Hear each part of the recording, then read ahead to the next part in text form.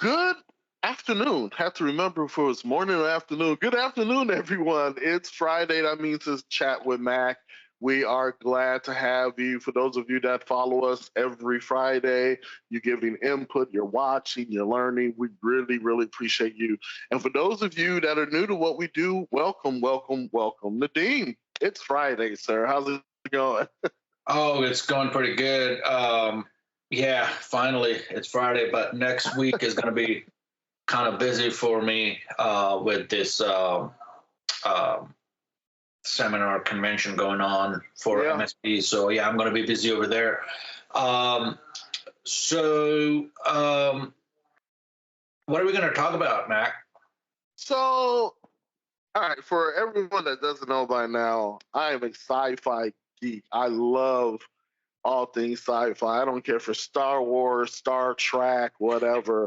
I love it all. I mean, on the regular, I love watching it. So recently, I was reading this article, and this is something that's a little bit different than what we usually talk about, but it's talking about NASA. NASA, what they did now, everybody, well, for the most part, I would like to think that everybody knows about the International Space Station that's, of course, there in space. And what they did, which was absolutely amazing, they holoported a doctor to the International Space Station.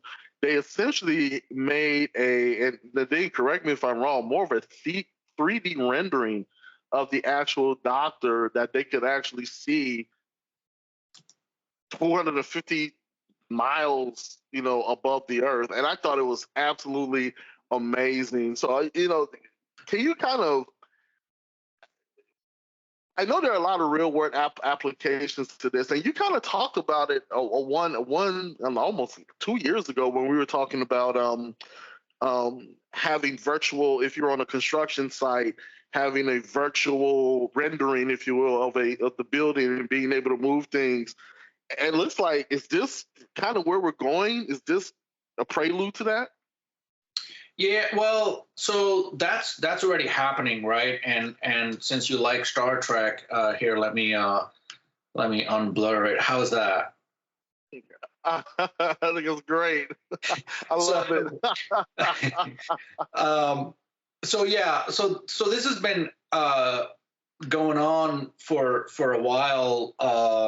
We've had what we call the worker interface, where let's say if a field worker is attempting to repair a big, like a crane, and the engineer cannot be in the field.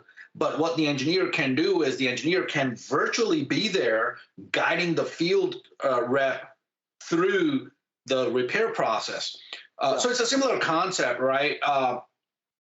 We can have somebody there virtually where they can see in 3D what's happening, what's going on, so they can kind of guide somebody in the field. Hey, no, that's not what you want to touch. You want to go over here and tighten this bolt over here. Now, just to give you a little bit of background how it all started. I remember back when the Kinect first came out for the Xbox. I remember that. That's where it started, right?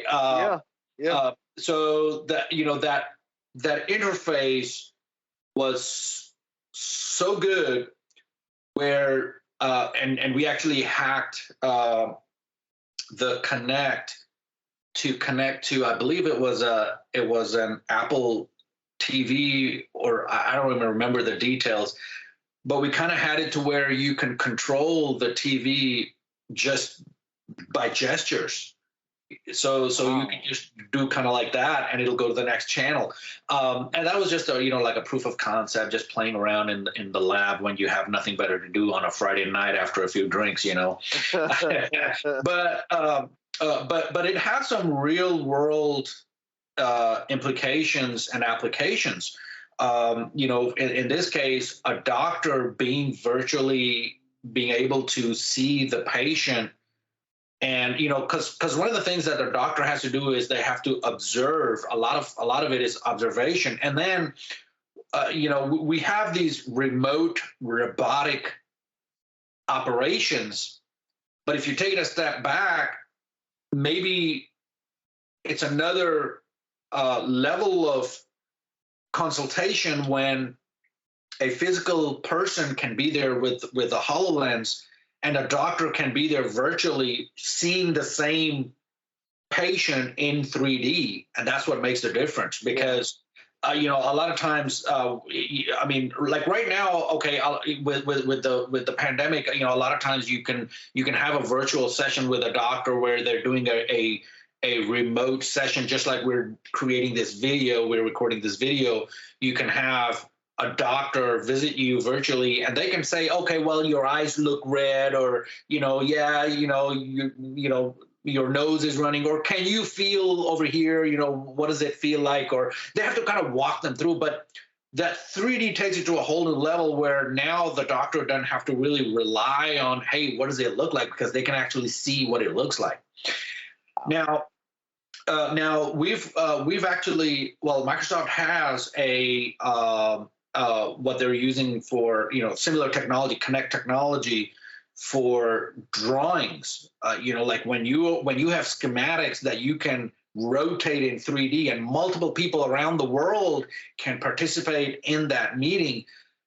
That's changing the whole concept of design. I mean, that just takes it to a whole new level, because in the past you had to fly people to a certain place where they can physically interact with a model, but now we don't have to do that. We can do it virtually. And the resolution has gotten so good lately that you don't have to physically be there in a lot of cases. It's rare that you have to be there physically, unless you want to have a feel for something. You have to feel something or smell something. That's different. We're not there yet, but everything else is pretty good. So yeah, I mean, you don't have to fly a surgeon or a doctor to the space station. You can just have a virtual session, and the doctor or surgeon can virtually be there, just like they are in the space station when they're really not. So yeah, that was awesome what they did there. And I think going forward, we're going to see more of that. Like development. I know large companies are taking development to the next level using this technology. So yeah, we're getting closer to that. I want to. Well, I don't think I'm going to be around when they get to a point where they can just virtually beam up a doctor to the space station, do the thing, and then beam them back down. that's a few generations down the line, a few generations. But yeah, it's. I mean, every day I think, okay, we are we're in a day and age that things are happening. Things are the times are so exciting. There's so much going on, there's so much development, and then the next day comes and it's like, oh well, yesterday was nothing like today.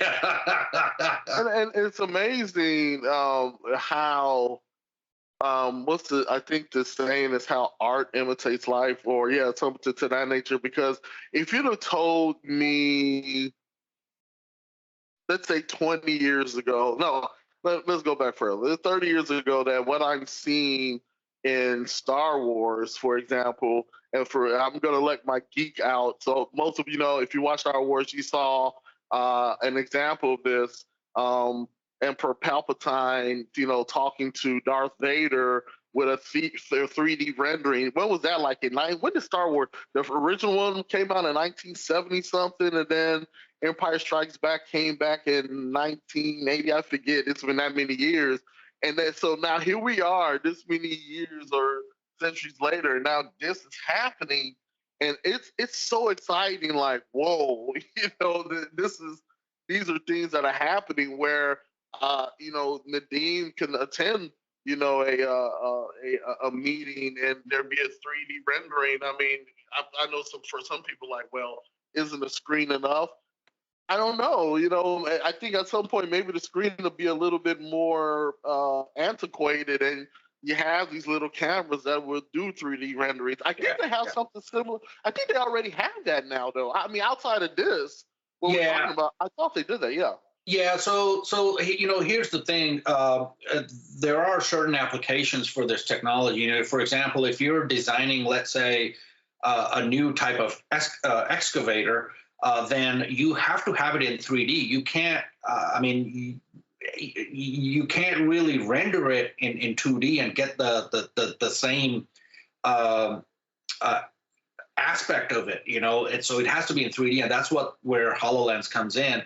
Like when you can have an excavator design and then you can rotate it and you can, move things around and see how it's going to move.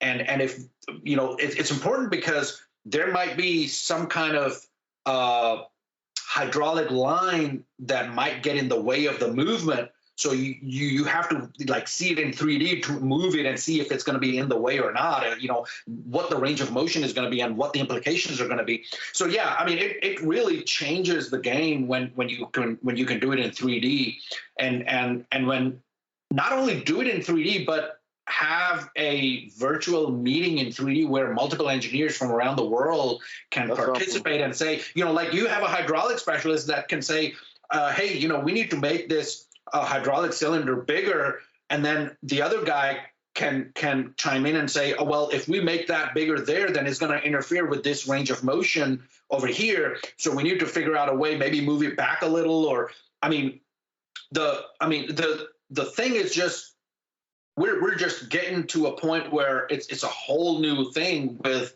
Microsoft. I know we've done similar kind of stuff with the Microsoft Surface Hub, where we can have meetings and then take that to the next level with HoloLens, where we can have 3D meetings. And that's, I think, what they're trying to do with the metaverse is just take it to a whole new level where we where we don't have to be present physically. We can Yeah. get a close enough experience, but virtually. I don't think we're there yet because one of the things that we cannot really create very well right now is the depth perception is it's a little off, right? Yeah. So but once we get that dialed in, and that's just a matter of tuning. Once we get that tuned in, I think the human experience is going to be so much better. It's kind of like when the first 3D movies came out, it was like it looked like fake. I mean, yeah, it was better than 2D, but the resolution wasn't there, and then the depth wasn't there. The depth perception.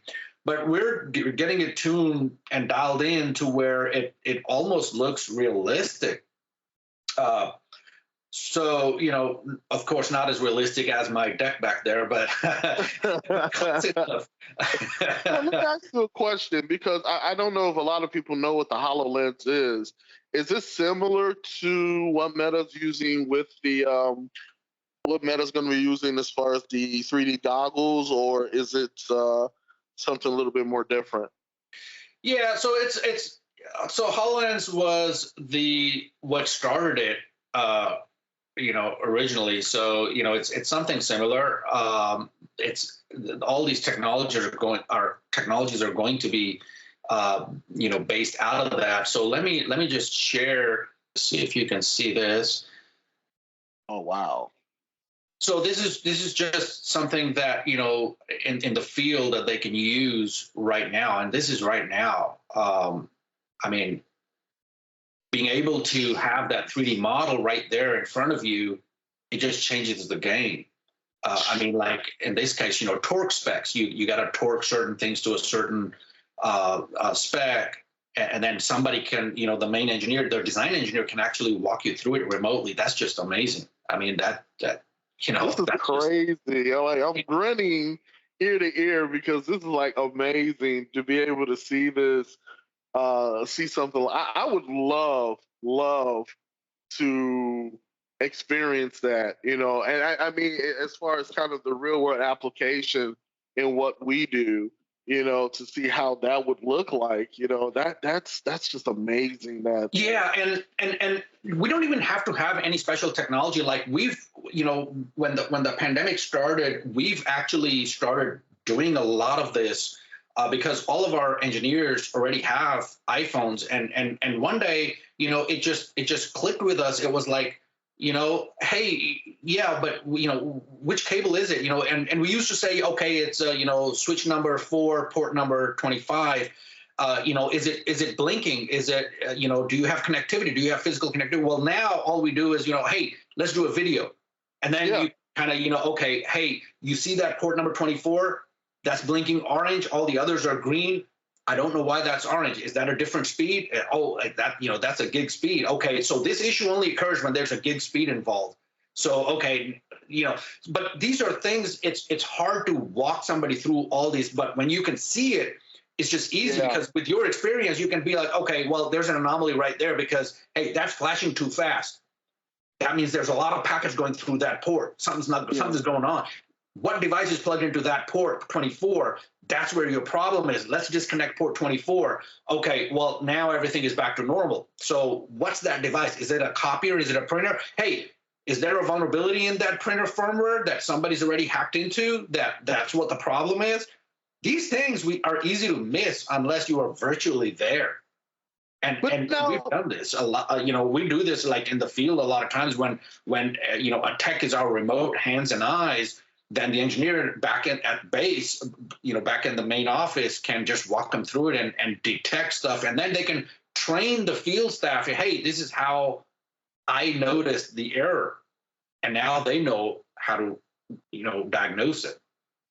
But what wasn't I think Google was coming out with, now we see that mask for the HoloLens.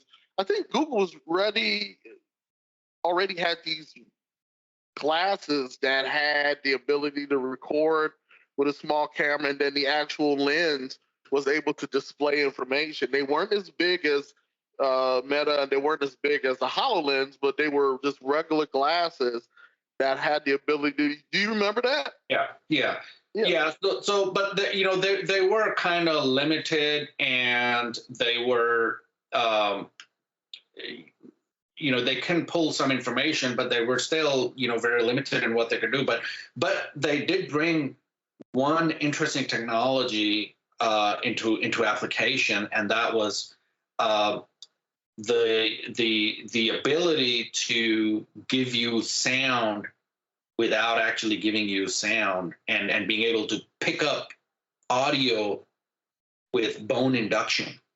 So that was really what changed it, So all these different things, different iterations, bring new technologies into the mix, and being able to pick up things that pick up audio through bone induction. That's the next stage, So it's little things like that, different technologies that kind of come together and really allow us to build these blocks in different ways. So these are like Lego blocks, and how we can put together, we can make either an excavator out of it or a cathedral out of it. That's good. That's really good. So it's exciting. For those of you, I don't know if you're like me, there's this, I watch, like I said, I'm a geek, so I love anime, and there is this one I've talked about on our show here called Ghost in the Shell, and they had the technology that they had in that particular anime was similar to this, bone induction. So I would be able to talk. They gave you they called them quote cyber brains, where you would be able to talk to somebody without moving your lips. You would just be able to talk via thought and hear and be able to see. They of course took out your eyeballs, if you will, and put different optics in there, but you would be able to see stuff through that. And I hope it doesn't. Well, I don't know. It may get as extreme when I'm not here, but it's just exciting to see, like you said, the little puzzle pieces being put together. Yeah. I mean, it's almost like we've had video calls for so long, but we didn't implement it for students. I mean, well, then with pandemic hit, we were like, hey, we have this technology, why not use it? And that was a good proof of concept, because we proved that even kids going to nursery can participate in a class-like environment virtually, and that is very important for development. I mean, for developing the social skills. Yeah, it's not the same thing as being there physically, but had that been in 3D and had that had the same audio effect of a full room, and technologies are getting there so quickly, like with the Atmos audio technology, where and then Apple coming up with their audio enhancements to where you can actually feel the difference, where you can hear like that instrument is playing in the next room, or one instrument is playing to the right and one instrument is playing to the left, and being able to have that in your ear, but virtually, because you don't really have those instruments there, but the body feels like they are in two different areas. So that's and then once you bring the depth perception tuned in with that, then I mean it's really going to be a game changer, because if you see a drummer on the right and then the sound feels like it's coming from that drummer, that's just dialed in. I mean, that's the level of tuning that we want, where somebody hits a drum over there and then you automatically think, oh yeah, it's that drum that I heard, because it's just all tuned in and dialed in. Yeah, I love it. Yeah, I love it. and we're getting there. It's every day there is something new that's coming in, and then once these technologies are commercialized, they just change the game. I mean, they change the business. They do. I mean, I would not be surprised if in another, I'm going to say 5 years, what we're talking about now just becomes the norm in business, in construction sites, plumbing, whatever, where it's like, hey, you got a guy that's coming in with his Microsoft is it Hololens? I forget, just that quick, he's coming in with this and he's got 3D renderings, and that's how he's fixing things. Construction plans, schematics, whatever the case may be, being coded so that when they what's on paper you can actually see. I just feel like all of that is coming down the pipe, and like you said, it's going to come down the pipe really fast.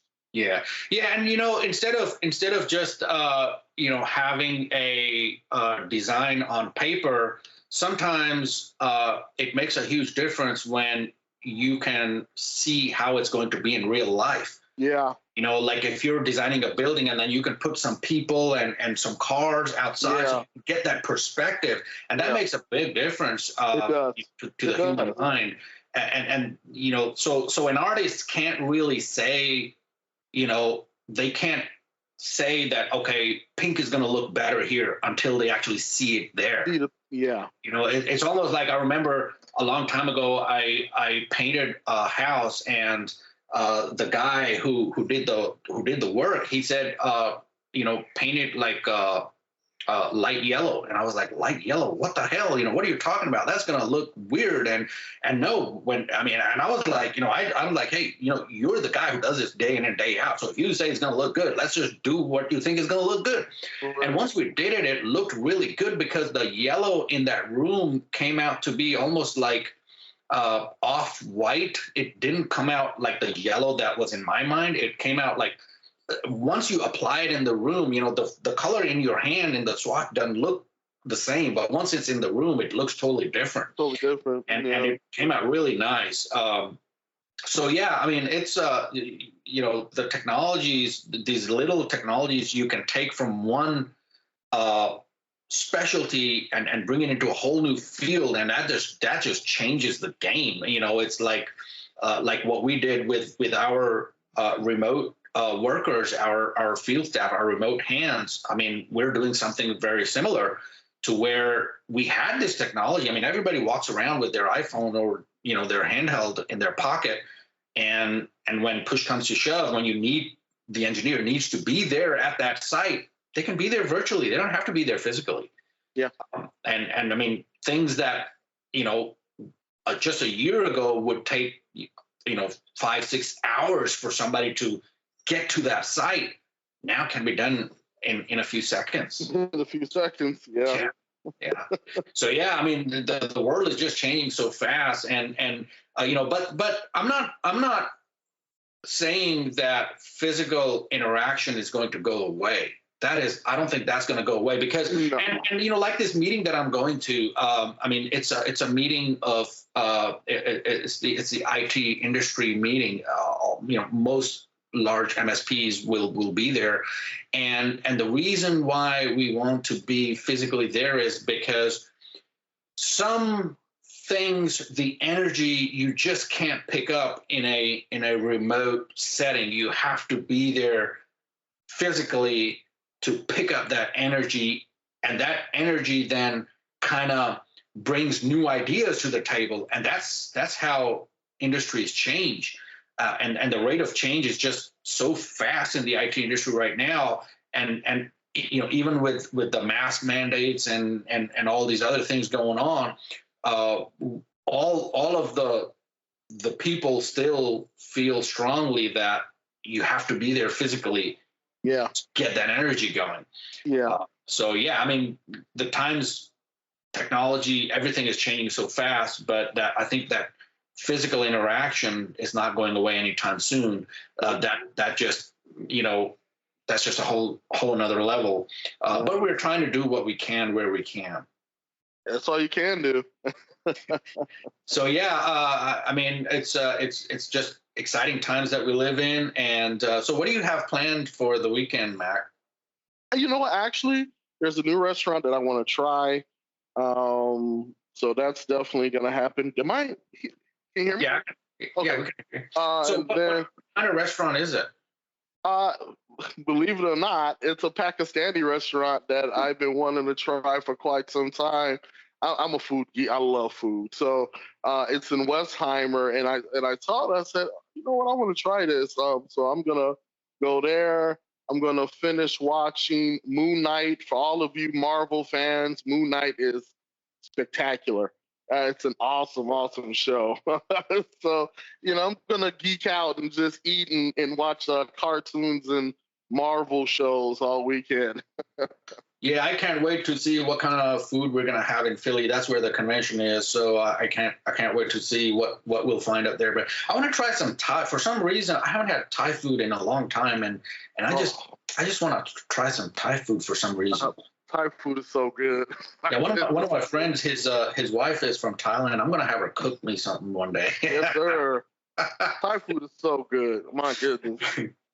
All right, everyone. With that, we'll call it a day. We'll have another call around culinary experiences. Mac over here, I hear can cook. This boy can cook over here. So we're gonna have him do something one day. We'll just have to see what he can do. Just don't set the place on fire, but as long as not to. All right, everyone. Have a great weekend, and we'll see you next week. You guys have a good one.